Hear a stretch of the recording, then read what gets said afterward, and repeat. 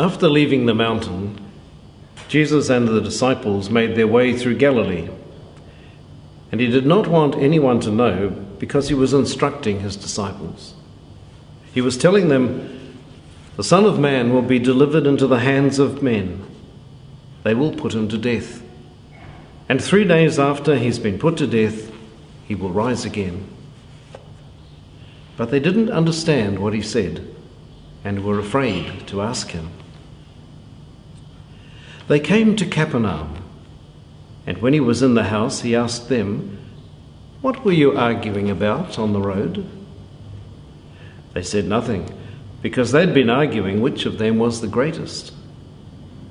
So he sat down, called the 12, and said, "If anyone wants to be first, he must make himself last of all and servant of all."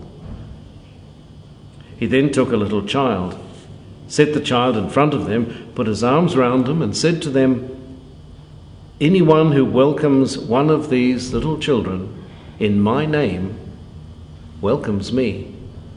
And anyone who welcomes me welcomes not me, but the one who sent me." Jesus wants to take his disciples away from the hurly-burly, from the crowds. And he just wants time with them, doesn't he, just to tell them a few things that they need to know, particularly helping them to accept that his coming passion and the resurrection will happen. Yes, it's a whole teaching session that Jesus has got the disciples on, and Mark has grouped this quite deliberately, I think, because we'll see that in a number of passages around these chapters. Jesus is teaching his disciples. He wants them to learn what he knows is going to be a very difficult lesson for them. Well, a little bit hard for them to understand and comprehend, I would think. Yeah. After all, this man is healing people who are incapacitated, who are sick, and he's making them well. And how could all this good suffer so much pain?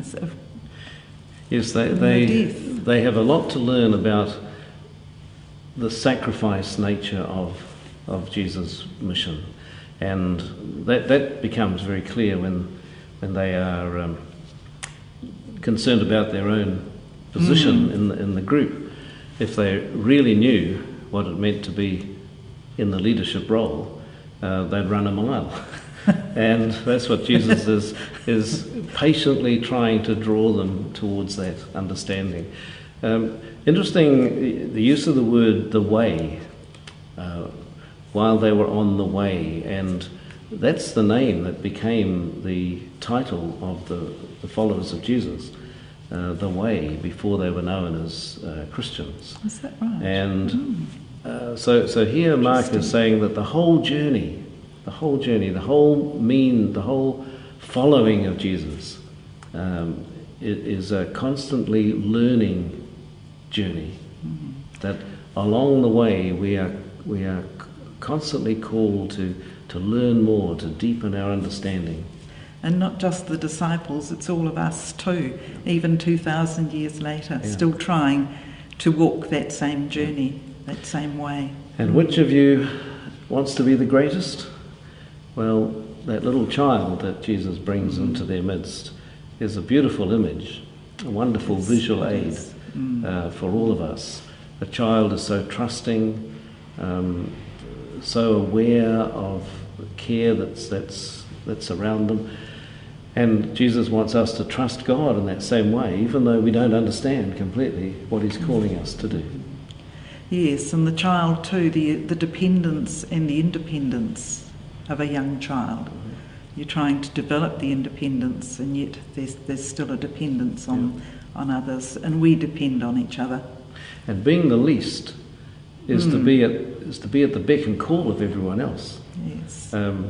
The last in the line is often the one who has to pick up the pieces, is called to do this and to do that. You know, the youngest in the group. It's your turn. No, I did it last time. No, don't argue. It's still your turn. So Jesus is saying, goes on. Yes. Jesus is saying to us, If you want to be the leader, then just look at what happens when you're last in line, because that's where I am, and that's where you must be too. Yes, yes. Walking with people and helping them. And you Yes. learn, when you're last in line, that it's not the worst place to be at all. It's a place of great happiness, support and fulfilment. Yes. I think too there's a lesson in Jesus' patience. He gives them the same lesson time and time and time again, and we need that patience too.